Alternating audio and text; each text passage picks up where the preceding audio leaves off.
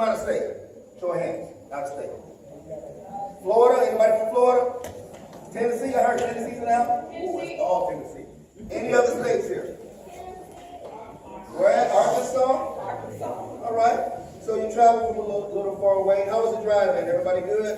Yeah. Sprinkling just a little bit, right? Just a little bit. So I'm LeVon Green. I am one of the youth pastors at the church. I do a lot of speaking. I love talking about God. More importantly, I actually love talking to the young adults and youth. Why? Because y'all aren't tainted like us adults. Y'all haven't lived on earth long enough yet to be as bad as we turned out to be sometimes, right? So we experience life. It's like you have a white t-shirt, and the longer you wear it and you don't wash it, it gets what? It gets dirty, right? And that too. So there's a tendency to live on this planet and to get dirty. But y'all have an advantage. Y'all actually participating in something that can keep you clean. Y'all participating in something that will separate you from the masses, meaning the people out here in the world. In the book of Romans it said the world is eagerly awaiting for the real children of God to arrive, to be exposed. The world wants to see what a real Christian looks like. It's a lot of people, I would say, imposters, right? If I go around and tell everybody I'm an FBI agent, and I'm not, who's really going to know? God knows, right? But people won't know the difference, but God always does. And I'm glad that you said that. That's because it's not our job to tell who's faking Christianity or not. It's our job to walk around and represent Him. We are supposed to mimic Him. So what I want to talk about today, and I got a short 15-minute spout, is about it's in you. It's already in you. I want to start with a quick story. I want y'all to use your imagination. All y'all got a pretty good imagination? Yes. All right, so imagine this. You're in your house, and all of a sudden the power goes out. And you have keys in your hand, and as you're trying to, fumble through your house, you actually drop your keys. And now remember, it's dark in the house. The lights are out. You're looking for your keys, right? And you're looking, and you're looking, and you're looking, and you can't find them. And then you have this bright idea. You look outside, and you see it's a light outside. So you say, you know what? I'm going to go outside and look for my keys. Some of y'all say, that don't make sense, right? But you go do it anyway. So you go outside because there's a light outside. So now you're outside looking for your keys, and you're looking for your keys, and then your neighbor sees you and says, hey, what you doing? You say, well, I'm looking for my keys. I dropped my keys. And he said, well, let me help you out. So now you and your neighbor are outside looking for your keys. And you're looking, and you're looking, and looking, and the neighbor just says, where did you drop your keys at? I'll just wait for 1 second. We can't silence those, so we have to keep stopping. But he asks you, where did you drop your keys? And you tell him, inside the house.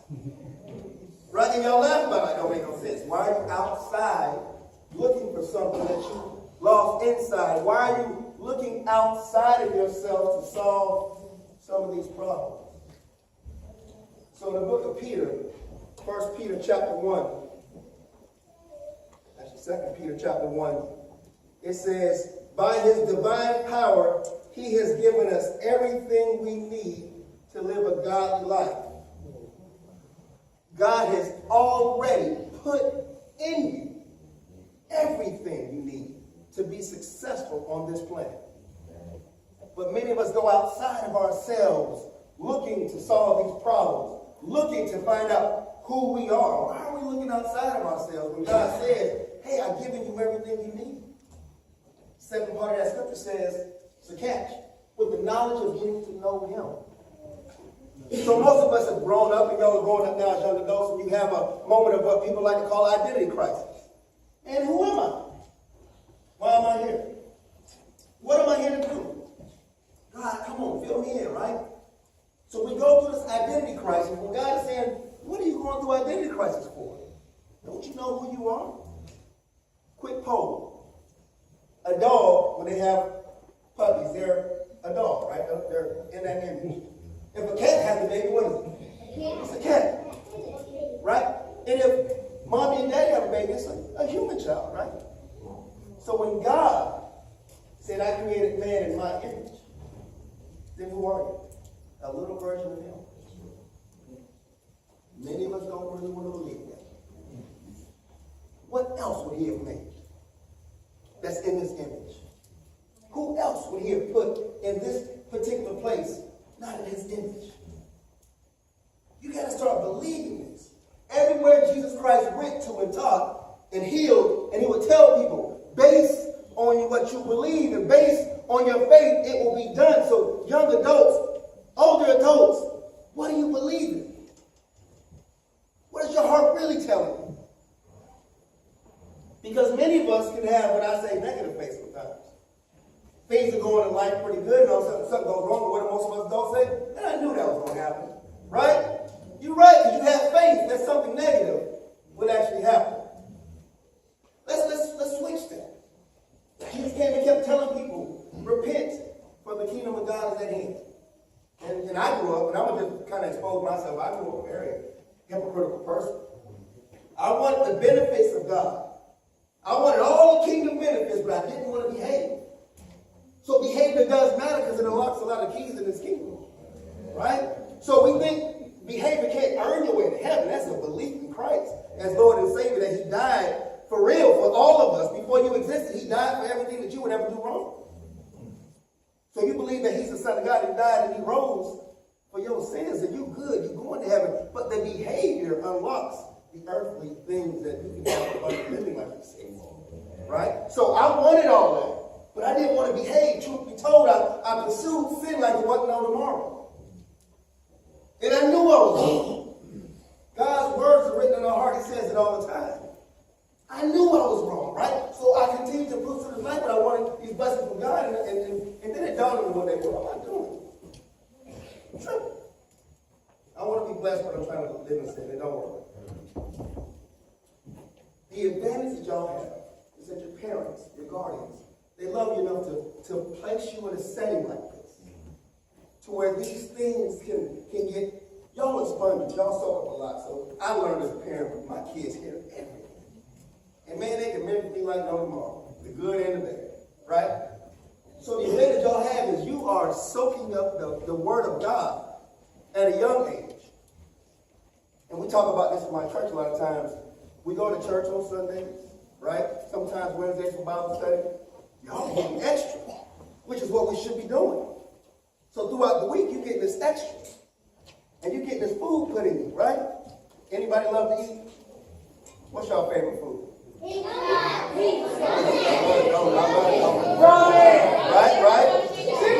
All right, good. So we got a favorite. All right, good.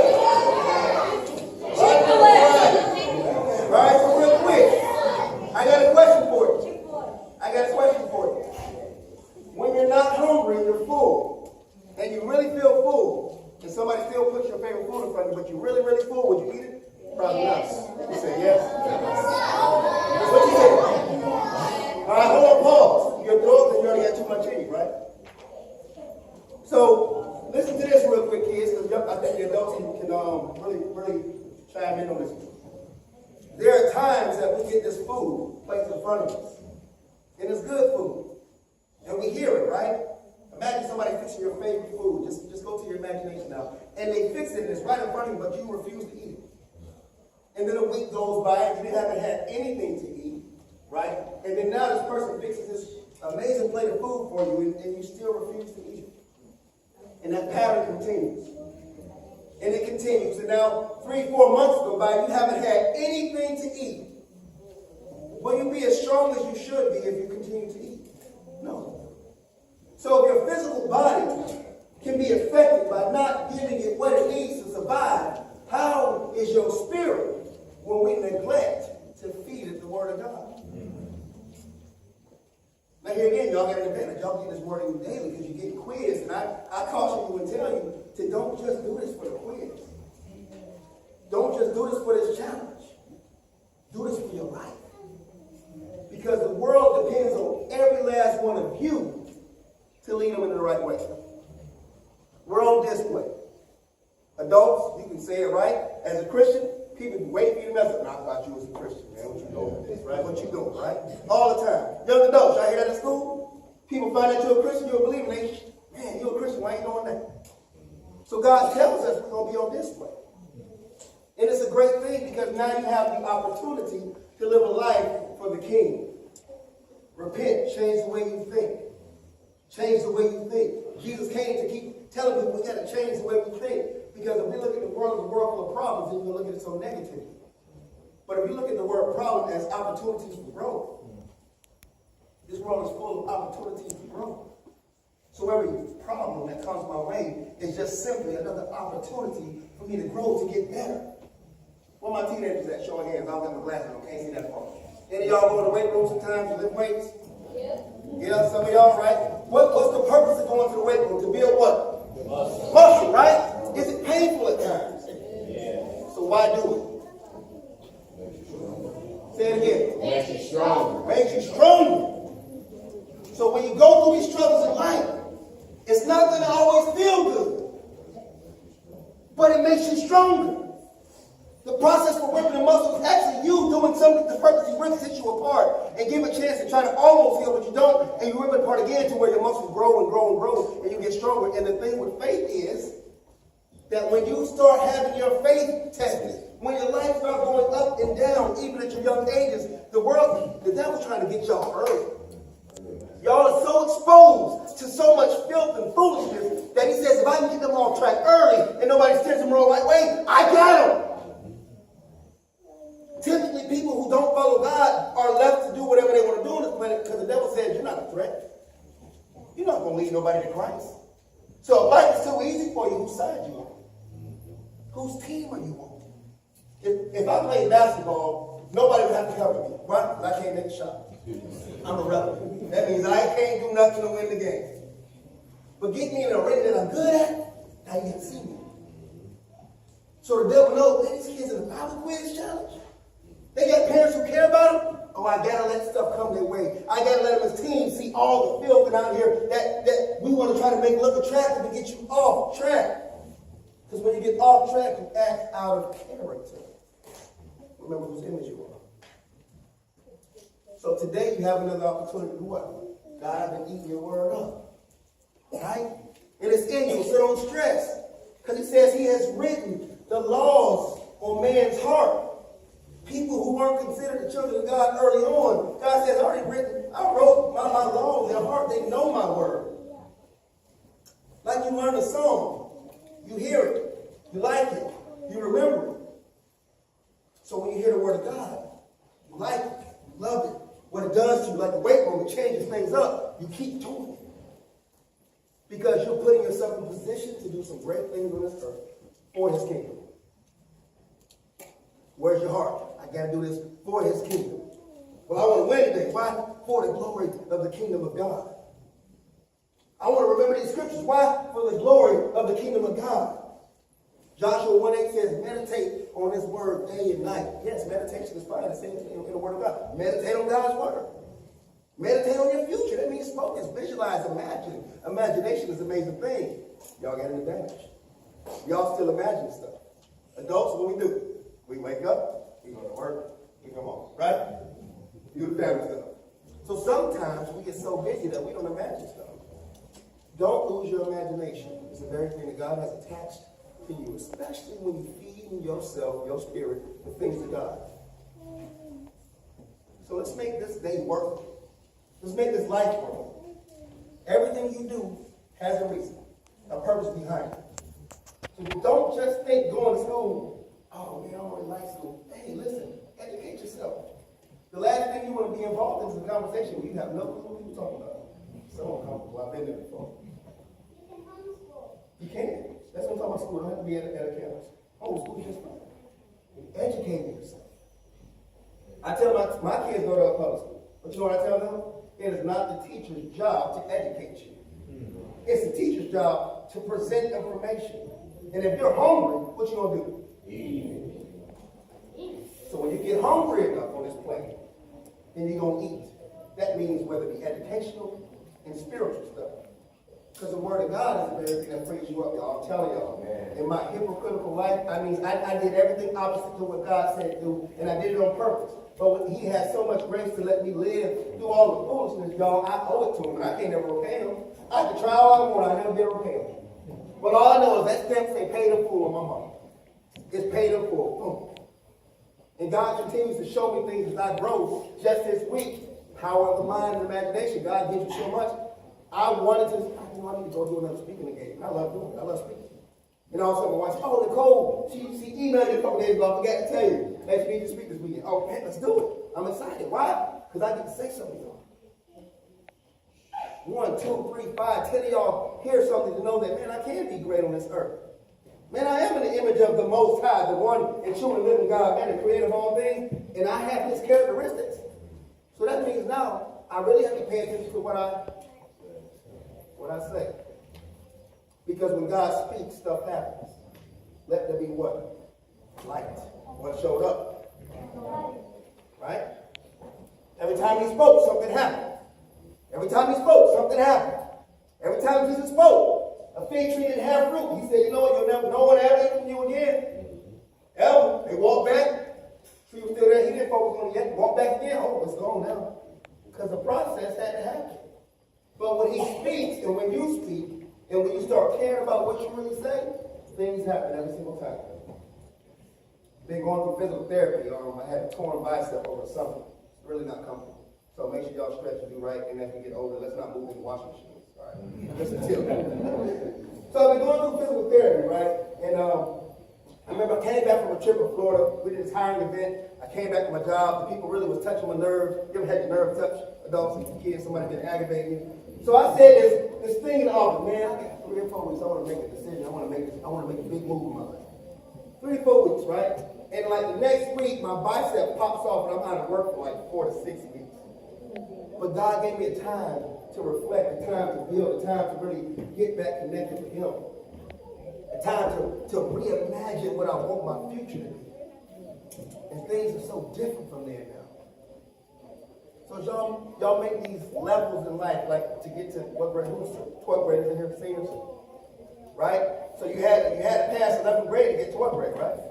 And young adults, young kids, in life, believe this now, in life, there are levels that you have to be willing to go through. There are levels that sometimes each level gets harder. And when y'all go through these levels today, and these quizzes, and you're going through the competitions, just remember that one thing, it's in you. It's in you. I promise you, God's word is in you. So let me read the rest of that scripture real quick, because I want y'all to see how you got to add some stuff to this, right? So we already knew God said he did what? He gave us everything we need to live his life, right? We got that, right? Then he also said, well, in order to really understand that and start letting that show up in my life, then I got to get to know him. So that means I actually got to spend what? Time with God. Because you usually spend time with somebody you love. Is that true? Right? You love somebody, you spend time with them. Relationship, you know, we spend time with this person to get to know them. So as God is talking, he says, so that, here's the part. So through these things he has given us this very great and precious promise. That through them you will participate in the divine nature, having escaped the corruption in life, which was caused by evil desires. You put God in, foolishness goes out. You put God in, more and more space is getting occupied by God. It's like you can't really sin when you are actively doing something with God. Does that make sense? So I'm actively reading the Bible and studying, and I'm listening to the music that's uplifting. If I'm studying the Word, if I'm actually meditating with God, like, Lord, you know what's going on in my life, you're not thinking about the other stuff. So when y'all study a lot, how many hours y'all study? A lot of hours in a week, right? And you start remembering these things, and today you feel prepared and you're excited, because some of y'all in here, y'all coming in early, excited. It's like 8 o'clock in the morning. Y'all got energy through the roof, which is great. Because you are prepared for what you got coming up today, because you've been spending the quality time.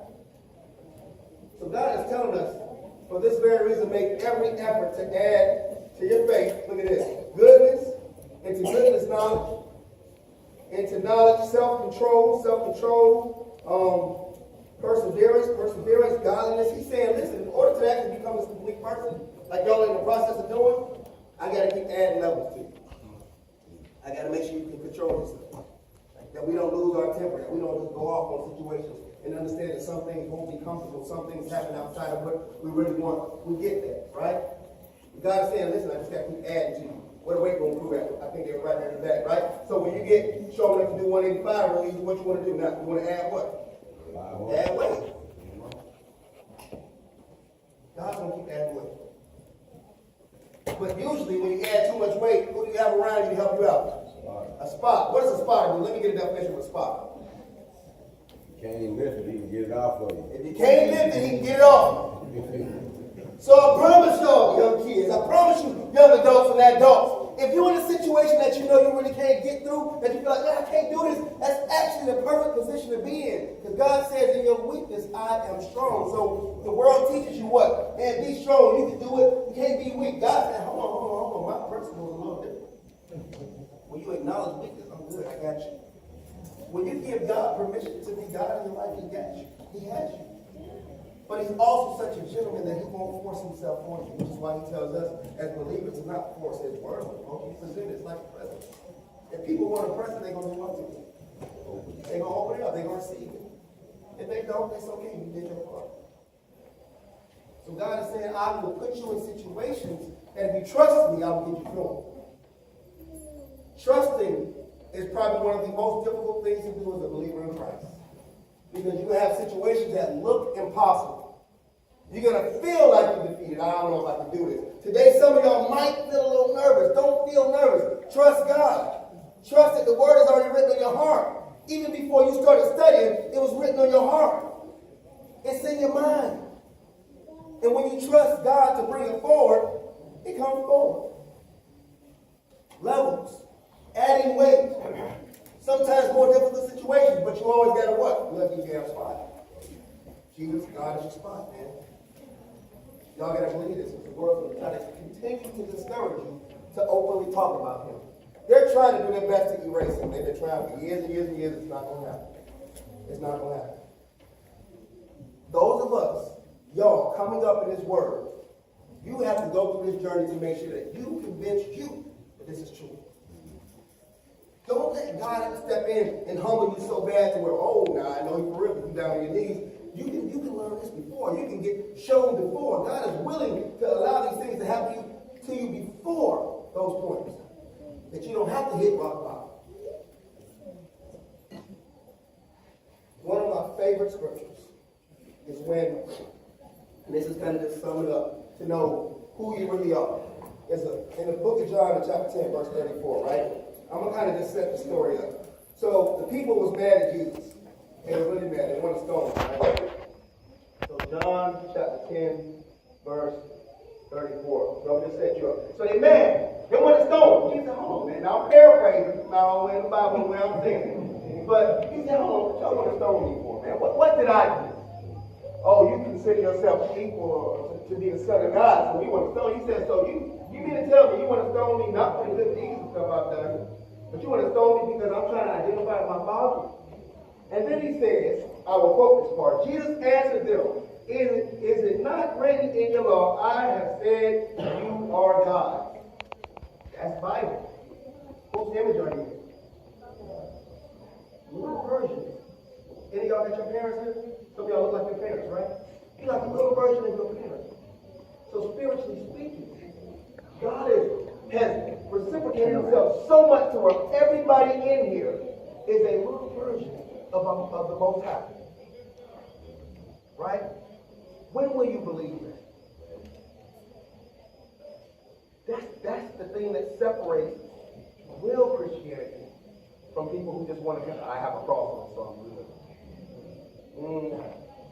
Okay, I hear you. Or I'm up here giving a speech. I want to thank God for all that I've done, but everything that you make in the music video is just really dirty. But you want to thank God. The separation is, where's your real belief? And you may fool every human. People may fool, and I won't say y'all, that's a cousin that didn't come with y'all, that cousin. That's what we're talking about. That one trying to fool folks. But folks may try to fool everybody else. They're not going to fool God. So what you really believe is what you will really be. And in his word it says time and time again that you're in his image.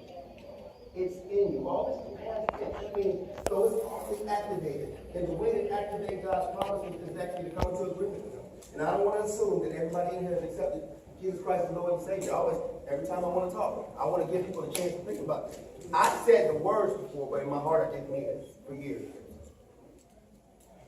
So let's take an opportunity before we even break, before we go, in your seats. If you have never really accepted Christ, you know what? I want you to lead me through this whole life. It's time now to do it. And all you have to do is just say, confess with your mouth, believe in your heart that Christ is Lord. And this, that's simple. And be led by his Spirit the rest of your life, y'all. The rest of your life. So, Father, I thank you for this moment. I thank you for everybody in here that's hearing something that you wanted them to hear, Lord. I thank you for the opportunity they have, Lord God, to go forward and do some great things on this planet. I thank you in advance for their belief system to be increased in you. And Lord, I thank you for them fully identifying with you as Lord and Savior as they in their mind and their heart say it right now. Lord, we give you glory. We thank you for the fun today. We also thank you for safe travels wherever we are going. In the name of Jesus we pray. Amen. Amen.